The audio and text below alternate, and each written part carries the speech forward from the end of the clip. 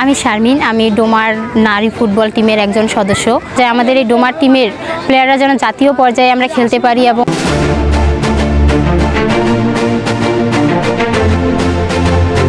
দেশের গণ্ডি পেরিয়ে বিশ্ব ফুটবলে বাংলাদেশের সফলতা অর্জনের স্বপ্ন নিয়ে প্রতিদিন মাঠে ফুটবলের অনুশীলন করছেন ডোমার নারী ফুটবল দলের সদস্যরা। ডোমার বহুমুখী উচ্চ বিদ্যালয় মাঠে ডোমার নারী ফুটবল দলের একাধিক প্রশিক্ষকের নেতৃত্বে পরিচালিত হচ্ছে প্রশিক্ষণ মহড়াগুলো।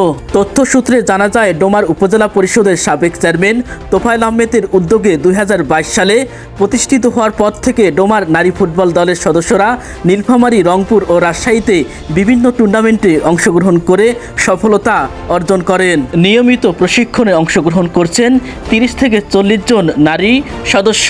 প্রশিক্ষণে অংশগ্রহণকারী একজন নারী ফুটবলার ভিলেজ টিভি 96-কে জানান, আমার নাম জান্নাত জাহান তিশা। আমি ডোমার উপজেলা নারী ফুটবলের একজন খেলোয়াড়। আমি এখানে দীর্ঘদিন ধরে প্রশিক্ষণ নিতেছি। আমি অনেক বড় ফুটবলার হতে চাই। ইতিমধ্যে আমরা অনেক জায়গায় গিয়ে খেলছি।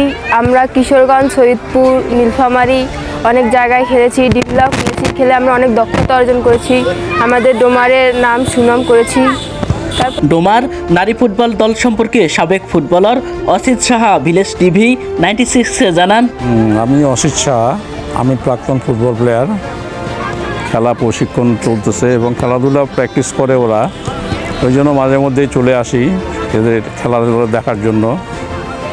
এরা মোটামুটি বছর খানেক থেকে প্র্যাকটিস করতেছে মেয়েরা, এবং ওদের একটা স্বপ্ন আছে যে ওরা ভালো খেলোয়াড় হয়ে ডিস্ট্রিক্ট, বিভাগ এবং রাজধানীতে তারা খেলবে এবং ওখান থেকে তারা জাতীয় টিমে খেলে হয়তো ভালো অর্জন করতে পারে।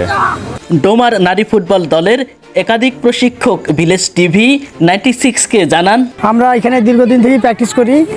আমাদের তোফায়েল চেয়ারম্যান, আমাদের উপজেলা ভাইস চেয়ারম্যান দীর্ঘদিন থেকে আমাদের ছেলে মেয়েদেরকে প্র্যাকটিস করা। এখানে আমাদের ছেলে আছে প্রায় 50 জনের মতন, আর আমাদের মেয়ে আছে প্রায় 40 জন। জায়গায় এই ইতিমধ্যে খেলতে গেছিলাম, অনেকখানে রানার চাপ হয়েছি, অনেকখানে চ্যাম্পিয়ন হয়েছি।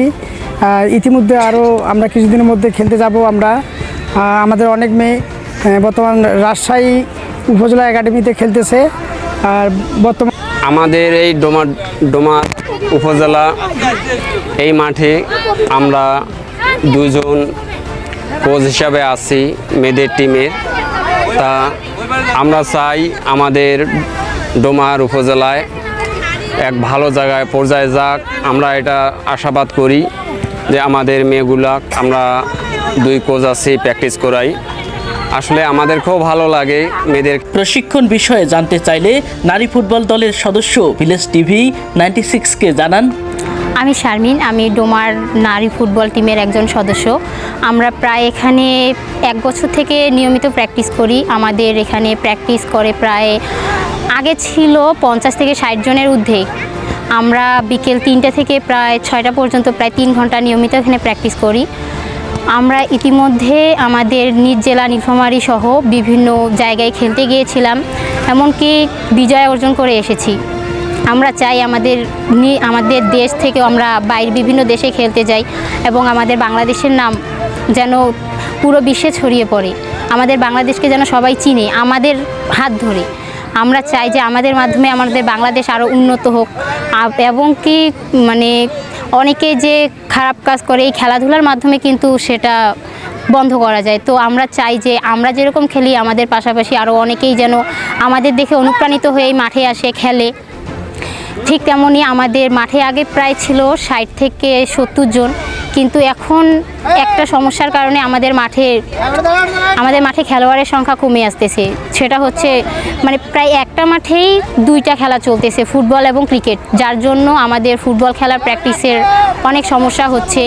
ডোমার নারী ফুটবল দলের সদস্যরা আপন প্রতিভায় হয়ে উঠুক বিশ্বমানের তারকা ফুটবলার, এই প্রত্যাশাই আমাদের। Anwar Hossain, village TV 96।